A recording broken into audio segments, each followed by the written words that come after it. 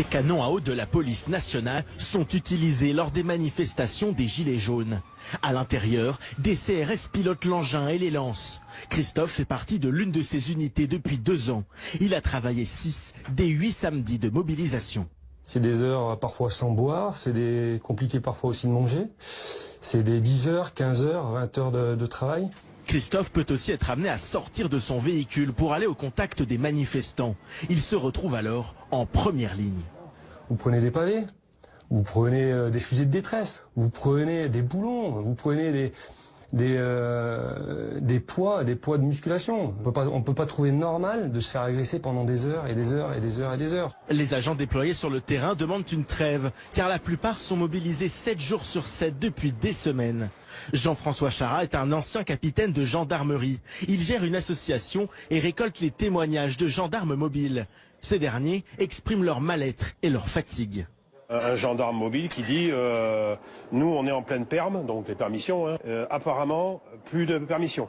Ça commence à être relou. Un autre qui dit qui est donc en formation à Saint-Astier actuellement et il se murmure qu'ils finiront pas le stage de formation parce que ils vont être appelés au MO samedi. On est dans une espèce de lassitude, d'une grosse fatigue, très grosse fatigue.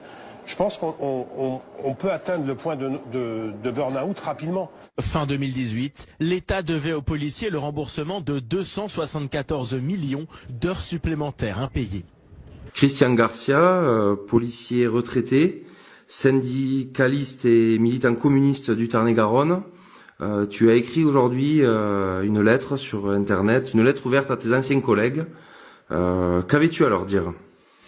Mais j'avais à leur dire simplement que je suis horrifié. Ça ne peut plus aller.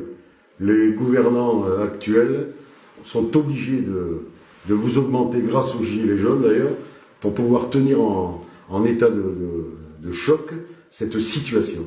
Et moi, cette situation, elle m'horrifie. Nous avons eu à une époque des grosses situations de maintien de l'ordre. Mais jamais nous avons eu des blessés comme ceci. Jamais. Là, il faut arrêter le massacre. Il faut arrêter le massacre. Où allez-vous, les gars? Où vous allez, là? Parce qu'on vous a donné 100 et quelques euros par mois? Non, il faut arrêter, les gars. Vous avez des gosses en face, des retraités en face, vous avez des femmes en face. Faut arrêter. Faut arrêter. Je vous demande de vous arrêter. Je vous demande de vous arrêter. Ce n'est plus possible. Ce n'est plus possible. Alors, évidemment, vous n'allez pas m'accuser de dire et les flics quand ils... Non, les flics, moi je les comprends. J'y étais. J'étais l'un des leurs. Pendant plus de 30 ans, j'étais l'un des leurs. Donc je sais ce qui se passe. Mais vous dépassez la mesure. Vous dépassez la mesure. Et ce n'est plus possible.